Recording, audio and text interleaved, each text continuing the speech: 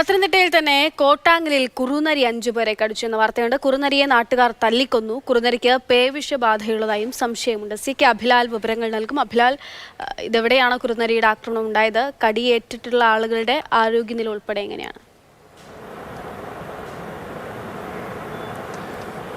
പത്തനംതിട്ട മല്ലപ്പള്ളി താലൂക്ക് പരിധിയിൽ കോട്ടാങ്കൽ ഗ്രാമപഞ്ചായത്തിൻ്റെ വിവിധയിടങ്ങളിൽ ഇന്ന് രാവിലെ 8 മണിക്കും 11 മണിക്കും ഇടയിലാണ് വ്യത്യസ്തങ്ങളായ സംഭവങ്ങൾ ഉണ്ടായിട്ടുള്ളത്.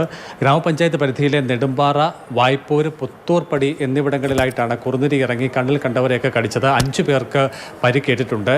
ഏറെക്കുറെ 30നും 60നും ഇടയിൽ പ്രായമുള്ള ആളുകളാണ് പരിക്കേറ്റവർ.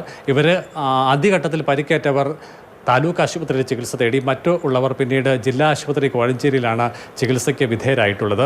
കുറുനരി നാട്ടിൽ ഇറങ്ങുന്നത് അപൂർവ സംഭവമാണ്. ഒപ്പം തന്നെ കണ്ണിൽ കണ്ടവരെയൊക്കെ തന്നെ ഓടിച്ച് കടിച്ച് സ്ഥിതി കൂടി പരിശോധിക്കുമ്പോൾ ഇതിന് വിഷബാധ സംശയിക്കുന്നുണ്ട്. ഇത്രയും ആളുകളെ ഇത് കടിച്ചു എന്നുള്ളത് കൊണ്ട് തന്നെ നാട്ടുകാർ സംഘടിക്കുകയും പിന്നീട് കുറുനരിയെ പുത്തൂർപ്പടിയിൽ വെച്ച് തല്ലിക്കൊല്ലുകയുമാണ് ഉണ്ടായത്. ശേഷം വനംവകുപ്പ് RRT സംഘത്തെ വിവരമറിയിച്ചു. വനംവകുപ്പുകാർ എത്തിയപ്പോൾ ചത്ത നിലയിൽ ചാക്കിൽ കെട്ടിയ അവസ്ഥയിലാണ് കുറുനരിയെ അവർക്ക് ലഭ്യമായത്.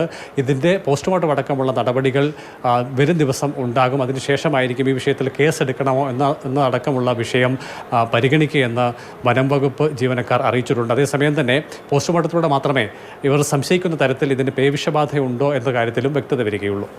ശരി അഭിലാഷ്.